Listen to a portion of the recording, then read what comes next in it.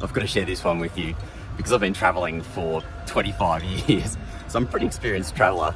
But yesterday in this restaurant just behind me, I got nabbed in a classic modern day tourist trap. Finished my run, which was 14 Ks, I was hot. All I felt like was a coffee. And so I popped into that restaurant there. I saw they had a coffee machine and I was like, oh beauty, I'm gonna get myself an espresso. Had myself a coffee and then I went to pay.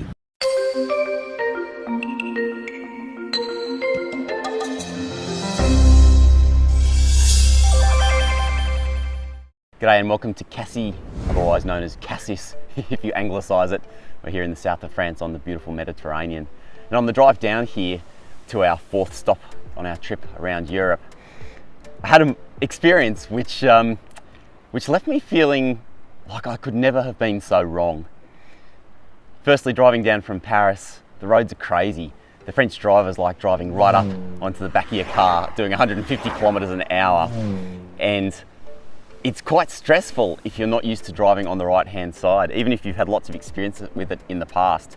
It kind of takes you a few weeks to get back into the zone. So by the time we got to our stop-off point in a town called Valence to stay with friends overnight, I was feeling pretty wired up because I'd had all of these drivers driving on my bumper bar, even though I was doing the right thing and I wasn't going slow. We arrived at these friends' place. They've got a beautiful house in the countryside. It's got an amazing big open backyard, beautiful swimming pool, lovely white facade. And within minutes of arriving, we were chatting like we hadn't been apart in years.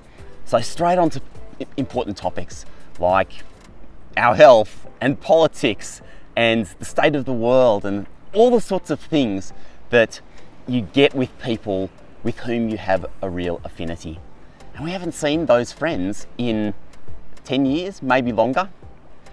And so I was thinking to myself, man, these guys are amazing. Why do we bother wasting our time in this short life that we have with people with whom we don't have an affinity? And we're sitting out in the backyard. It's one of those long summer evenings, long light, it's warm. We've got the barbecue going, the kids are jumping into the swimming pool, and we're sitting there chatting. And I'm thinking about how, you know what? I should never waste my time with people with whom I don't have an affinity, that immediate connection. I should never waste my time with that again. And then it occurred to me that I could never be so stupid and so hopelessly, horribly wrong.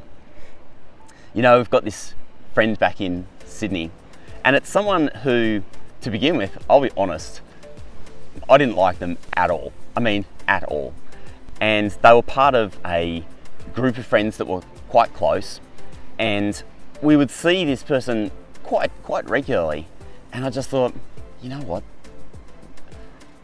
I don't have any connection with them. I've got nothing in common.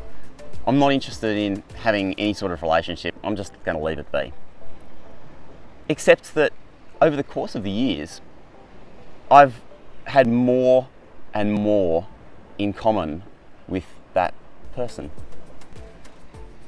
And it's just taken time to discover because we've got really similar values and we are interested in many of the same things.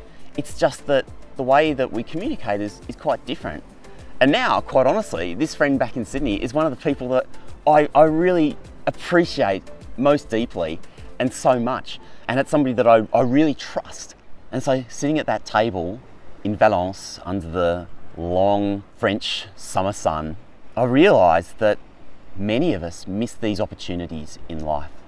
We miss some of the most critical and beautiful relationships that we can possibly have because we're so fast to judge and we're too fast to shelve possibly great relationships in the search of that quick hit of affinity.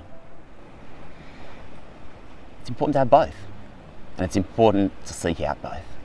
And I know that I'm not going to make that mistake again. I went up to the guy and said, okay, I'd like to pay. And he said, okay, you know, it's a couple of euros. And I pulled out my phone, you know, because you can just tap your phone everywhere these days for everything, right? Right? No, wrong. They only take cash, and the minimum amount that you can put on a card is 12 euros.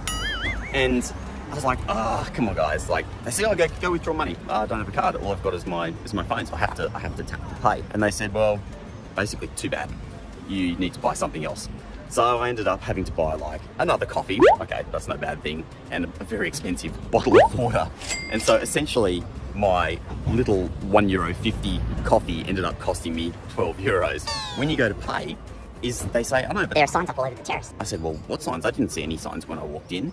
And that's because they've stuck up all of these signs right near the till where you pay. Actually, on the back of the A-frame there's a sign as well. So when you go to pay, they say, no, but look at the signs. There are signs everywhere. And effectively, you look around and there are signs everywhere. It's just that the signs aren't positioned, so when you walk in, you actually see them. It's a very, very cheeky tourist trap. And so from here, we're spending a bit of time with family, which has been an enormous privilege. And from here, we're heading to Italy, to Tuscany. And that's where I'll see you next. It's been great chatting with you on this morning walk. I'm Rob Malicki. Have a great day.